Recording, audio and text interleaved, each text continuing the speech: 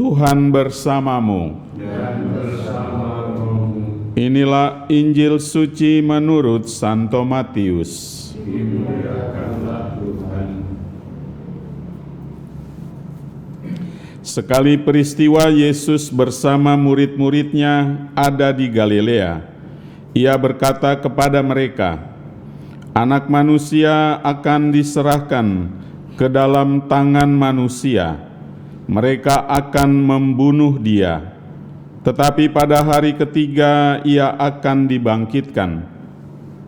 Maka hati para murid itu pun sedih sekali.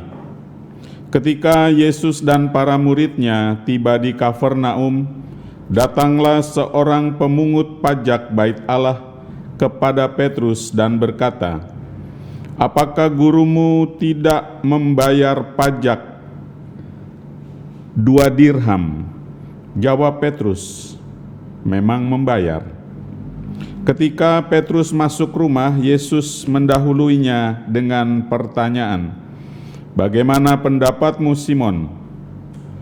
Dari siapa raja-raja di dunia ini memungut bea dan pajak?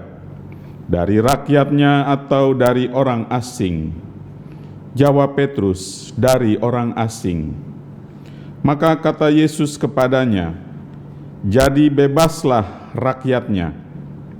Tetapi agar kita jangan menjadi batu sandungan bagi mereka, pergilah memancing ke danau. Dan ikan pertama yang kau pancing, tangkaplah, dan bukalah mulutnya. Maka engkau akan menemukan mata uang 4 dirham di dalamnya. Ambillah itu, dan bayarlah kepada mereka, bagiku dan bagimu." Demikianlah sabda Tuhan. Terpujilah Kristus.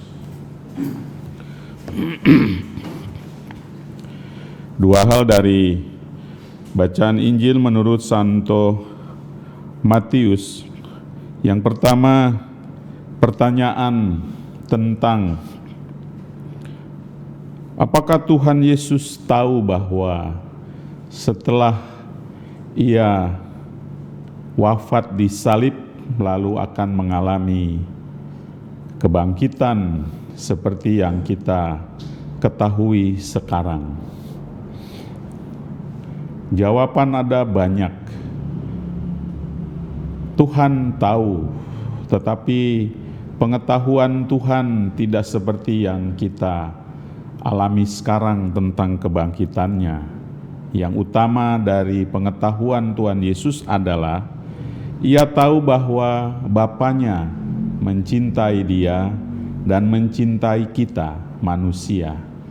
Maka pasti Bapanya akan bertindak untuk menyempurnakan keselamatan yang telah dirancanakan sejak awal.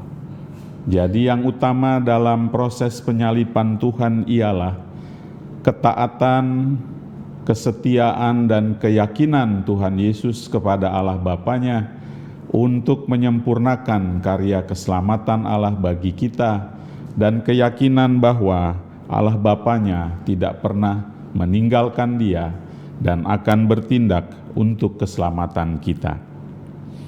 Yang kedua, apakah harus bayar pajak atau tidak, berkaitan dengan pertanyaan dari orang yang memungut pajak itu.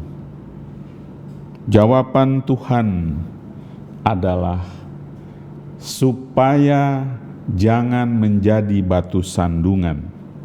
Maka kita pun diajak dalam beriman, dalam berkaitan dari iman dengan kehidupan di masyarakat, hendaknya kita tidak menjadi sandungan.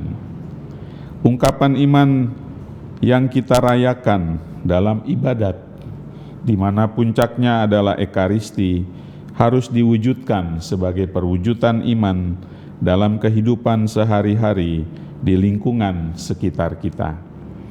Semoga kita tidak menjadi batu sandungan, tetapi justru menjadi batu picu untuk kebahagiaan sesama kita. Tuhan Yesus telah memberi teladan. Untuk itu, mari kita para pengikutnya meneladani sikap Tuhan kita. Amin.